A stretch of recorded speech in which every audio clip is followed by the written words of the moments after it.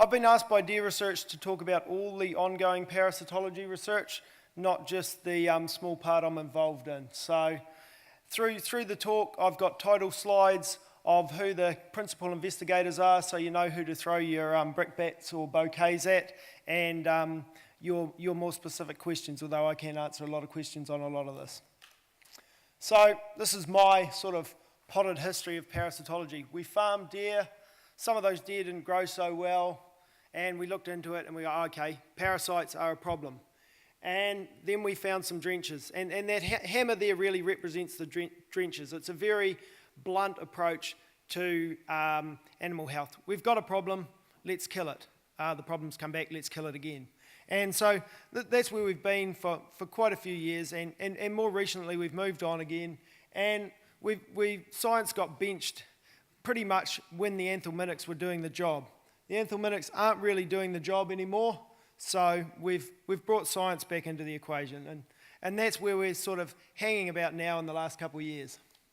So these are the 4 projects I'm going to be talking about: the Tomorrow's Deer Kala work, the anthelmintic mini bolus, which I mentioned last year, and the postdoc on lungworm and life cycles of gastrointestinals and lungworm, and the drench registration that DINS is running. So this is the Kala project, and this is me, Jeff and Brian are the main people in here, and this is about understanding and investigating the Kala response. So we found it was heritable in the DPT, but we want to understand more about it before we potentially implemented it as something we could use in deer select. We wanted to know that it wasn't going to be detrimental, and hopefully that would be favourable to other genetic selection. So Kala is an antibody response to the ingestion of parasites. Basically, every parasite in the environment has this protective carbohydrate sheath that protects it from the outside world, because if you're a parasite, the outside world's a harsh environment, not the inside of an animal. And so it's simply a response by the animal to ingesting this, and it's an immunoglobulin response, so it's a salivary-based response. And we simply measure it by taking a saliva sample on a dental swab on some forceps. So this is the first finding to come out of this, and these animals were allowed to become moderately parasitized. So when we did the heritability work in the DPT, they were drenched regularly, so in theory there was very little if no parasitism around. So we found that there was a positive relationship between this Kala IgA response and growth. Now the thing with this plot here is that we're not showing all of the different points around it, so that Kala accounted for essentially 10% of the variation in growth. So if you imagine those graphs, there's a lot of points around it when you're doing your whole R squared that tells you about your variation in the population. This isn't a massive number, but it is a positive number. So if we do start selecting for Kala, we're certainly not going to do anything detrimental to our growth traits. This is the second one. This is just a generalized one to show the high versus low Kala sires. So the sires in this trial were selected whether they had a high estimated breeding value for 10-month Kala or a low breeding value. And you can see in here that at no point did the progeny of the high Kala sires on average have a response that was lower than the low Kala sire. So it tracked all the way through. And these curves also show you the generalized response that we actually got from the Kala right through. So you can see this starts at weaning at month 1, and it picks up over time through to winter, and then it drops off in winter, and effectively there would be very little challenge around in winter for these animals. They were grazed on a crop for 6 weeks. So it's a very labile response. It's a response to the challenge in the environment, and then it picks up again, and that month 7 was actually 22nd of August. We had our biggest peak there, so there must have been a really good challenge around at the time. And we get very similar graphs for this, for the drenched and the undrenched animals as well. So the curves are shape of the curves is basically the same, but the animals that weren't being drenched, that were allowed to become parasitized, had slightly lower Kala responses than the animals that were being regularly drenched, and I guess were possibly eating more and probably feeling a lot better about life. So in general, the outcomes from this Kala thing was shown to be heritable in the deer progeny test. That response is small, but it is positive. And on the strength of that, I'm going to be recommending to the Deer Select reference group that they incorporate it into Deer Select. There's been breeders getting breeding values done for the last couple of years now for this particular trait. And so moving on, we've got just bred another, or just inseminated another group of progeny that have much higher high Kala sires, and this is work that's been found through all these other breeders using the Kala breeding value. So we're now going to have progeny of sires that have got sort of 2 to 3 times the high Kala response when they hit the ground in November, December this year. And that new study is all about validating what we've done so far and hopefully understanding a bit more of the mechanistic stuff that's going on in there rather than just, okay, what's the response in relation to growth. So the next project is the mini bolus, and the mini bolus is all about freedom to operate. So it's about a dry formulation drench, and it's a low dose drench that hopefully, like all drenches, will be efficacious against a range of parasites. So for those of you that weren't here last year, this is the basic recap. The current practice is to hit them hard with a big hammer. The mini bolus is to tap them lightly on the head until they die.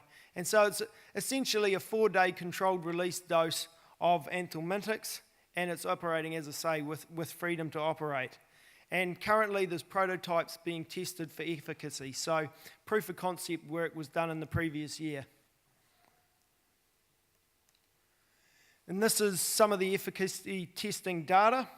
So the important thing to note here is that this is being compared with a double active of abimectin and albendazole.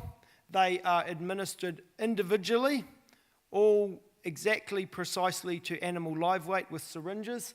So that's your control treatment, or the oral, and then the bolus is put in at the formulation it was at the time. This is the efficacy data here you can see. So for those oral, that double oral that's administered at the correct dosing, very carefully administered, the efficacies on a fecal, a worm count reduction test are very, very similar, and same for the bolus, but the bolus is a little bit lower at the time. So they've gone back and they're doing a little bit of reformulation right now.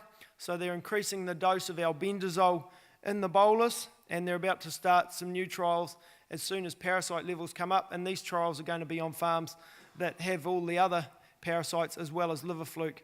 And that's with the hope of showing a label claim for liver fluke as well, because I understand that there's nothing out there on the market that has a label claim for liver fluke at the moment. It's not a major problem on most New Zealand deer farms, but there are some farms it's a big problem. And where we're at now is we'll come to the end of the funding cycle for this, and there will be a go, no-go decision made on the bolus, and that decision will in part be due to the other drench, which I'm going to talk about at the end. So this is, I guess, the really getting back to basics part of this. This is the postdoc work, and this is Alex Chambers, who has come over from the UK via Canada. She's got some really great expertise in molecular discrimination of parasites. So she's a fantastic asset to get here in New Zealand, and she's working very closely with Dave Lethwick as her supervisor. And this is all about understanding the basic biology and the life cycles and the potential infectivity of all the parasites that we've got going around causing us problems.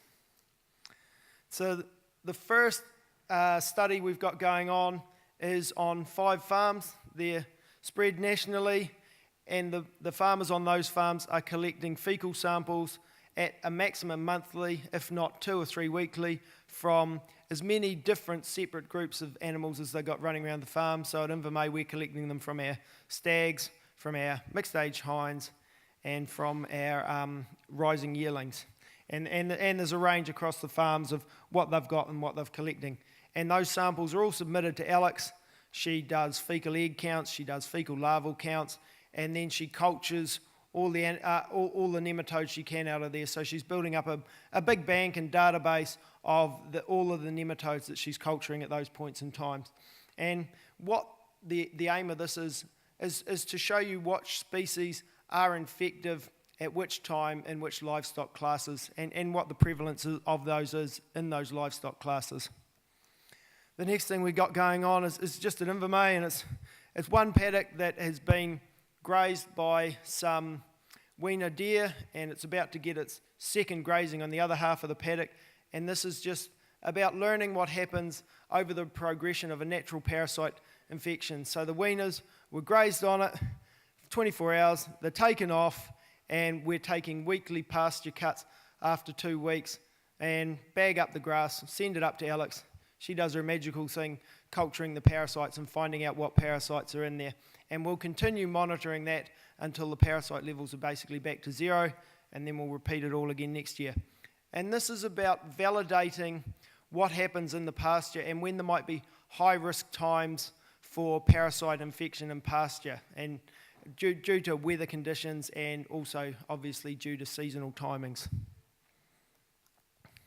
So in the future, once she's cultured up all of these different larvae, she will then go through identifying what they are, and she'll use her molecular skills in that place. And there are also still a few people that have got the species discrimination skills to do it under a microscope of all the infective, which is the L3 stage larvae. And from that, they'll then conduct a survivability test in the lab. So they'll be putting them under some, generally it's going to be heat or cold challenges, might be a bit of hot and dry in the lab, just to see how robust all of these different parasite species are to different environmental conditions. Again, to try and help build these predictive models of when parasites are likely to be the most infective and the most problematic. And you can see there that they're working on the two key species, the lungworm and the Osteotargia, and they may also delve into the Spictoloptilurgia. Okay, and you might recognise this guy from the Deer Industry Conference last year.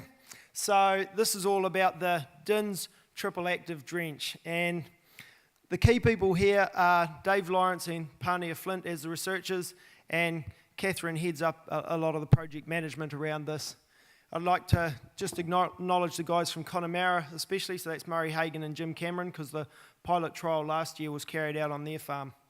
And this is to provide the deer industry an effective anthelmintic with a short withholding period. So similar objectives to the mini bolus, but a different mechanism and a different vehicle. So as we all know, the current drenches are not efficacious, and particularly against the gastrointestinal parasites. They still do a good job against lungworm. And the recommended best practice is a triple active combination. Of course, this is against label, so you've got a 91 day withholding period, and it's also kind of cumbersome because you're mixing things up in drench packs, and you're injecting one and orally dosing another, and you know, all that palaver that goes along with that. And then there is the problem that the deer industry just isn't a big enough industry for a pharmaceutical company to invest in. Pharmaceutical companies in general are huge global organisations, and their market thrust is global. So it is dairy. I mean, you know, sheep are damn near small bickies as well.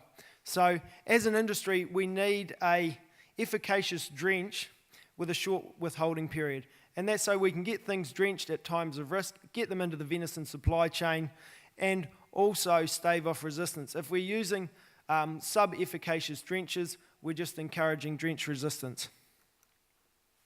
So I think this is probably new news to all of you. There is a commercial partner called Nexan, who are an animal health company out of Auckland, and they've got good distribution networks, and they've also got their own IP around triple drench formulations. So that's who Deer Industry New Zealand has partnered with, and as I said, that's all because we're just too small to go to an animal health company and ask them nicely to pay for all the drench registration process and development. So a little bit about the trials that have gone on. So last year there was a pilot trial down in Te Anau, and these trials, they kind of suck it and see, and if it goes well, you can use some of the data towards the registration. If they don't go well, then you have to repeat for registration. And fortunately, these ones went well. So this was a slaughter trial to assess the efficacy of treated versus control, and the control in these cases are just untreated animals that got high parasite burdens. They used Wapiti crossbred weaners. As I said, this was all at Connemara. So 10 weaners, 2 different oral drench formulations, and 10 control animals. And they were slaughtered at 14 days post-drench treatment. And post-slaughter, the abomasal worm counts were done, and they also examined tissues for drench residues. So both the oral treatments were highly and consistently efficacious, and you can see that 98% efficacy against adult Osteotargia type, which are your gastrointestinal parasites. So with that efficacy data, one of them can now contribute towards a registration process when they proceed with that same formulation. The residue results aren't back from the lab yet, so if those residue results are favourable, that can all move over to registration. If they're not, then they'll have to repeat the residue studies and maybe have to change some timings. Okay, so the trial that is about to kick off, I think on this Friday, is in the Manawatu. And again, this is all Nexan and DINS, and this is about repeating the efficacy work and moving into registration. So the new registration requires repetition of your efficacy, so in this case in a different place. This time they're using red weaners, and because they're only checking out this one formulation now, you've got 10 drenched and 10 control that will be parasitized. And they're using one of the 2 formulations that was used in the Te Anau trial. In this trial, now that it is going to registration, there's going to be specific monitoring of animal safety and welfare, so that's toxicity measures taken through bloods, as well as certain behavioural measures that are taken. And again, these will be slaughtered 14 days post-treatment, and the efficacy will be assessed again by abomasal worm counting. And if necessary, they'll do the tissue samples for residues. So now we're kind of at a crossroads. Is this and the mini bolus? So once all this trial work's been done, they're going to assess the efficacy of this triple oral combination and look at all the safety data. If that is satisfactory, then they will progress to registration and distribution. If it's unsatisfactory, we'll look at the mini bolus. It's not to say the mini bolus is totally off the table anyway. It may get parked. Who knows? AgResearch may decide to do something separate, or someone else may decide to pick it up. And all of this will be reviewed by the Deer Industry Parasite Group, which is a group of experts and farmers. There's from science, veterinarians, all the rest. So they will review all this data. It's not just a decision being made holus bolus in-house. It is an informed group that will be making this decision. And that should be me. Thank you.